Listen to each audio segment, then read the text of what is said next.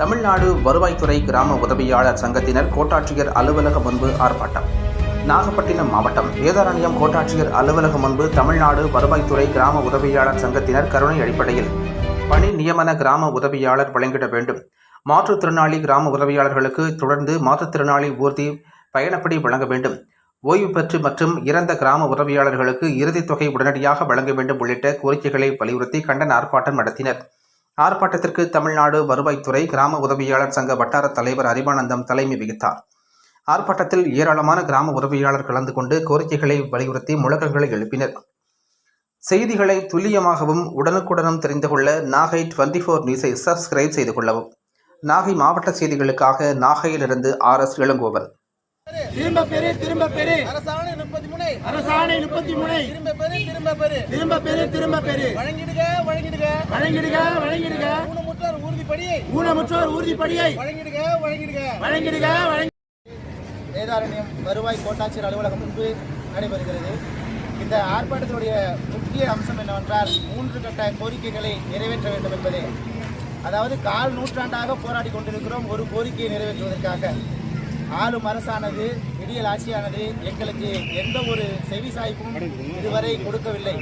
நாங்கள் எப்படி ஒரு போராட்டத்தை முன்னெடுத்தாலும் அதற்காக பேச்சுவார்த்தைக்கு மட்டும் அழைத்து இன்று போய் நாளை வா என்கின்ற கதையாக நடைபெறக்கூடிய அத்தனை போராட்டங்களிலும் வருவாய்த்துறை அமைச்சர் அவர்கள் மிக உறுதியளித்து முதலமைச்சர் கவனத்திற்கு கொண்டு சென்று உங்களுடைய கோரிக்கைகள், அதாவது நிதி அல்லாத கோரிக்கைகள் அத்தனையும் உடனே நிறைவேற்றப்படும் என வாக்குறுதி அளித்ததன் பேரில் பல போராட்டங்கள் கைவிடப்பட்டது.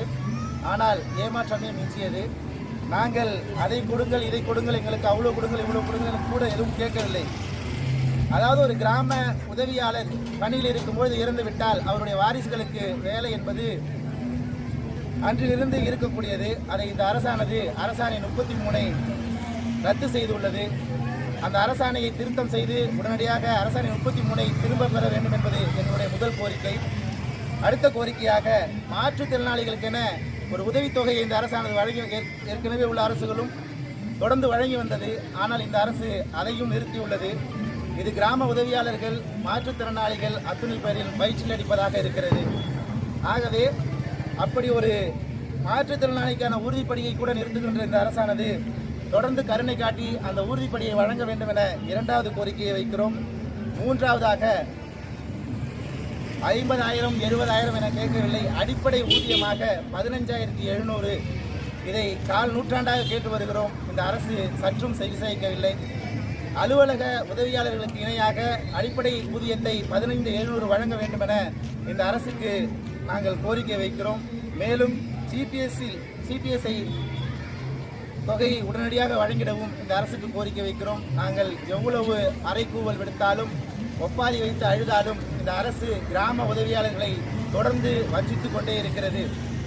அது ஏன் என்று தெரியவில்லை. இது மதிப்பிற்குரிய முதலமைச்சர் அவர்கள் கவனத்திற்கு சென்றுள்ளதா என்றும் இதுவரை தெரியவில்லை. எங்கள் மாநில மையம் தொடர்ந்து அனைத்து கட்ட போராட்டங்களையும் முன்னெடுத்து நடத்தி வருகிறது. ஆனால் எந்த ஒரு உடன்பாடு ஏற்படுவதை தவிர கோரிக்கைகளுக்கு எந்த ஒரு மதிப்பும் அளிக்கப்படுவதில்லை. இவ்வரசு கோரிக்கைகளை செவிசாய்க்கவும் இல்லை என குற்றச்சாட்டை வைத்து முதலமைச்சர் நேரடி கவனத்திற்கு இந்த போராட்டமானது செல்ல வேண்டும்.